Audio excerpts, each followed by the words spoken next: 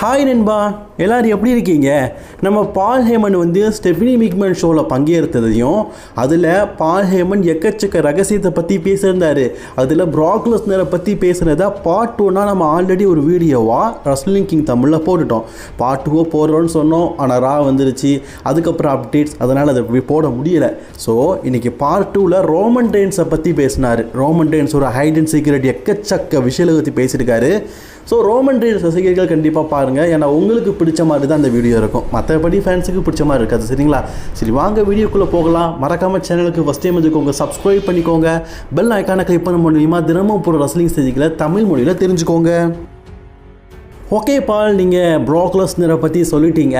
அடுத்ததான் நான் கேட்க போகிறது ரோமன் ரெயின்ஸ். உங்கள் அட்வொகேட் கெரியரில் நீங்கள் எப்படி உங்களை சின்ன வயசில் ப்ரூஃப் பண்ணீங்க, அதே போல் அடுத்த கட்டத்தை பற்றி பேசுனீங்க. இப்போ நான் கேட்குறது ரோமன் ரெயின்ஸ் எப்படி இந்த பாண்டிங் வந்து ஒத்து போச்சு? நான் கேள்விப்பட்ட வகையில் ரோமனுக்கும் உங்களுக்கும் ஒத்து வராது, ரெண்டு பேரோடைய டேஸ்ட்லெஸ் வேறு அப்படிங்கிற மாதிரி சொல்லியிருந்தாங்க. நீங்கள் எப்படி ஒத்து போனீங்க அப்படின்னு கேட்கும்போது பால் ஹேமன் சொல்ல ஆரம்பிக்கிறாரு.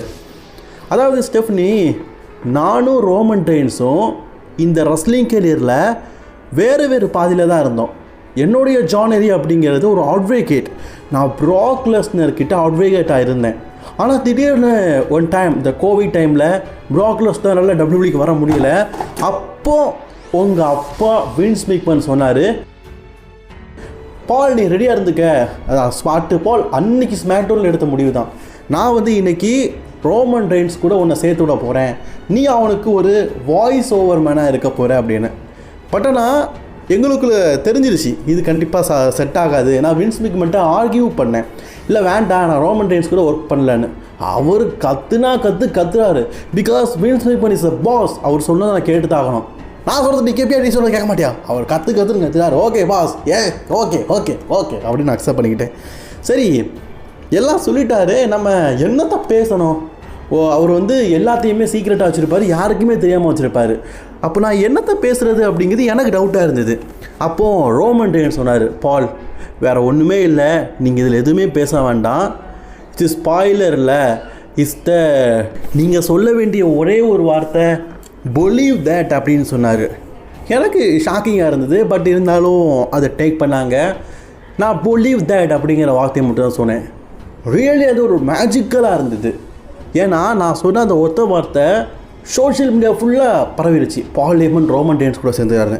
ஸோ பாஸ் சொன்னால் கரெக்டாக தான் இருக்கும் அப்படிங்கிறது எனக்கு புரிஞ்சுது. பட் ஆனால் நான் எப்போவுமே பேசிக்கிட்டு இருக்கேன், ரோமன் ரெயின்ஸுக்கு மைஸ்கிலுக்கு இடம் கொடுக்க மாட்டேன், ரோமனுக்கும் எனக்கும் செட் ஆகாது, இது எப்படி அடுத்த லெவலில் போகும் அப்படிங்கிறது எனக்கு இருந்தது. ஸோ நான் அப்போ பாஸ்கிட்ட சொன்னேன், இது செட் ஆகுமா அப்படின்னு. இல்லை பால், இதுக்கு நீங்கள் தான் செட் ஆவீங்க. ஸோ ப்ராக் லெஸ்னரை பற்றி நான் கேட்கும்போது, ப்ராக் வரும்போது நம்ம அந்த ஸ்டோரியை டெவலப் பண்ணிக்கலாம், இப்போதைக்கு ஸ்டோரி நீங்கள் தான் அப்படின்னு. ஏன்னா அது கோவிட் டைம், கண்டிப்பாக நான் வந்து ரோமன் ரெயின்ஸ் இருக்கணும். 1 இயர் ஆகுமோ 2 இயர் ஆகுமோ தெரியல ஆடியன்ஸ் வர்றதுக்கு. ஸோ பாஸ் சொல்கிறத நான் கேட்டு தான் ஆகணும். அப்போது அவர் ஒரு ஸ்கிரிப்ட் சொன்னார். ரோமன் ரெயின்ஸ் பேக்கில் வந்து ஃபைனலாக வராரு, என்ட்ராகிறாரு, சாம்பியன்ஷிப் வாங்கிட்டு போயிட்டே இருக்காரு. நான் பாஸ்ட்டு கேட்குங்க, எப்படி பாஸ் ரோமன் ரெயின்ஸ் சண்டை போடாமல் கடைசி நேரத்தில் வந்து ஸ்பீரை போட்டு அவர் வின் பண்ணிட்டார், இது எப்படி லாஜிக்கல் அப்படின்னு கேட்கும்போது, இது லாஜிக்கல் இல்லை, இது பால் ஹேமனுடைய மேஜிக்கல். பால் ஹேமன் தான் ஒரு பவர்ஃபுல் ஆள், பால் ஹேமன் கிட்ட இருக்கிறது எல்லாமே வந்து ஒரு பொக்கிஷம், பால் ஹேமன் நினச்சா யாரை வேணாலும் எந்த நேரத்தில் சாம்பியன் ஆக்கலாம் அப்படிங்கிற ஒரு மேஜிக்கல் அப்படின்னு சொன்னார். இது லாஜிக்கலாக பார்க்காத மேஜிக்கலாக பாருன்னு. ஆனாலும் நான் வந்து ஒரு இதாக தான் இருந்தேன். படம் அந்த மூமெண்ட் நடந்து முடிஞ்சதுக்கப்புறமா பல பேர் ரோமன் ரெயின்ஸ் சாம்பியன் ஆனதை காட்டிலும் பவர் ஆஃப் பால் ஹேமன் சொல்லிட்டு என்னை பற்றி தான் சொல்ல ஆரம்பித்தாங்க. ஸோ நான் அக்செப்ட் பண்ணிக்கிட்டேன், நம்மளை விட ஒருத்தர் வந்து புத்திசாலியாக இருக்கார். The name is Vince McMahon. Very very very talented. அவர் எடுக்கிற முடிவு தப்பாக ரைட்லாம் பார்க்க மாட்டேன், நடத்திடு, அதுக்கப்புறம் அதுக்கு ரிசல்ட் வரட்டு அப்படின்னு. தப்புனாலும் சரி சரினாலும் சரி அவர் மேலே தான் அவர் ஏற்றுக்குவார், நம்மளை பாராட்ட மாட்டார். அந்த விஷயத்தை நினச்சி எல்லோரும் பாராட்டினாங்க. ஸோ வின்ஸ் சொன்ன ஒரு வார்த்தை, சரி அடுத்த லெவலுக்கு நம்ம போகலாமா அப்படின்னு. அதுக்கப்புறமா நானும் ரோமனும் பல நாட்கள் ஒன்றா இருந்தோம். எக்கச்சக்க தடவை எங்களுக்குள்ள கான்ட்ரவர்சி நடந்திருக்கு. பிகாஸ் மை ஸ்கில் யார் பேசுகிறது, நான் எப்போவுமே பேசிக்கிட்டு இருப்பேன், சும்மா இருக்க மாட்டேன். பட் ஆனால் அதுலேயும் ஒரு ஆர்கியூமெண்ட் நடந்தது, எங்கள் 2 பேருக்கு பெரிய பிரச்சனை ஏற்பட்டது. அதெல்லாம் தாண்டி நாங்கள் வந்து 5 இயர்ஸாக ஒன்றா இருந்தோம். ரோமன் அண்ட் பால் ஹேமன் இந்த காம்பினேஷன் பல பேருக்கு பிடிச்ச வண்ணமாக இருந்தது. ரியலி நான் ரோமன் ரெயின்ஸ் கூட ஒர்க் பண்ண ஒவ்வொரு நாளும் ரோமன் ரெயின்ஸோடைய ஒரு வாய்ஸ் மேனாக இல்லை, அவருடைய நண்பனாக இருந்தேன். அடுத்தடுத்த கட்டங்களில் நாங்கள் வந்து ஸ்டோரியை டெவலப் பண்ணும்போது பிரிஞ்சோம். பட் இருந்தாலும் ரோமன் ரெயின்ஸ் கூட இருந்த அந்த தருணம் உண்மையிலேயே பெஸ்ட்டு மிராக்கல். நான் வந்து WWE மேனேஜ்மெண்ட்டை சொன்னேன், நான் லாஸ்ட் வரைக்கும் ரோமன் ரெயின்ஸ் கூட இருந்துறேன், வேறு எந்த ஸ்டோரி எனக்கு வேணாம் அப்படிங்கிற மாதிரி நான் சொன்னேன். பட் ஆனால் மேனேஜ்மெண்ட்ஸ் வரும்போது, அதாவது அவர் சொல்கிறத கேட்டுக்கோங்க, அது வின்ஸ் மெக்மேன் மேனேஜ் இவர் ஆர்கியூ பண்ணலாம். இப்போ TKO குரூப்ஸ் கார்ப்பரேட் கம்பெனி, இந்த கம்பெனி எடுக்கிற முடிவை தான் நான் ஏற்றுக்க முடியும்.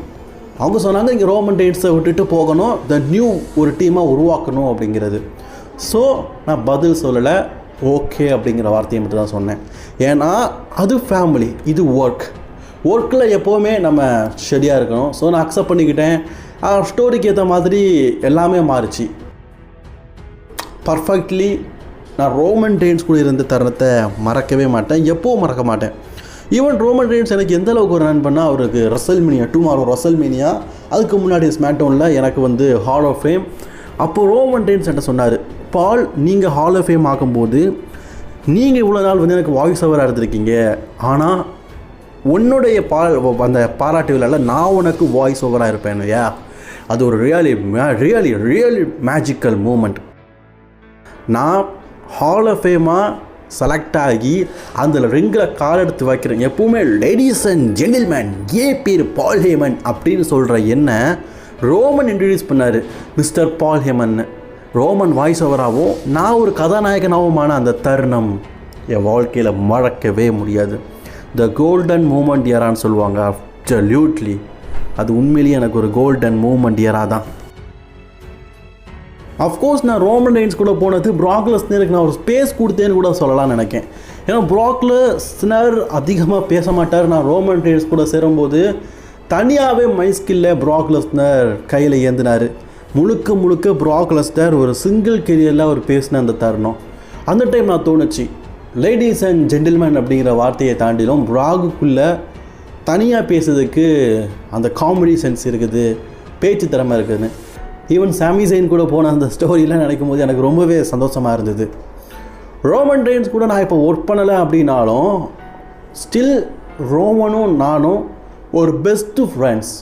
இன்னையிலேருந்து இல்லை, எப்போவுமே நாங்கள் பெஸ்ட்டு ஃப்ரெண்ட்ஸ். பால் சூப்பர் பால், நீங்களும் சிவலிங்க சொல்கிறாங்க, நீங்களும் ரோமன் ரெயின்ஸை ஒர்க் பண்ண தருணத்தை பற்றி சொன்னீங்க, வின்ஸ் மெக்மேனை பற்றி சொன்னீங்க. ஸோ பார்ட் 1ல் அவர் வந்து ப்ராக் லெஸ்னரை பற்றி சொல்லியிருப்பார், அண்டர்டேக்கர் கூட ஒர்க் பண்ணதை பற்றி சொல்லியிருப்பார், எல்லாம் சொல்லிட்டாரு. So what to you think now, இப்போ நீங்கள் எதை நினைக்கிறீங்க அப்படின்னு கேட்கும்போது, நாங்கள் 2025 போட்டு வச்ச பிளான் எல்லாமே வந்து சொதப்பிருச்சு, அதை மீண்டும் நாங்கள் ரீசைக்கிள் பண்ணணும் அப்படின்னு சொல்கிறாரு. என்ன பிளான் அப்படின்னு கேட்கும்போது, செத் ரோலன்ஸை அட்டாக் பண்ணது, அதுக்கப்புறமா ஏற்பட்ட பிரச்சனைகள் அப்படின்னு சொல்கிறாரு. சரி, அதை அடுத்த வீடியோவில் பார்க்கலாம், சரிங்களா?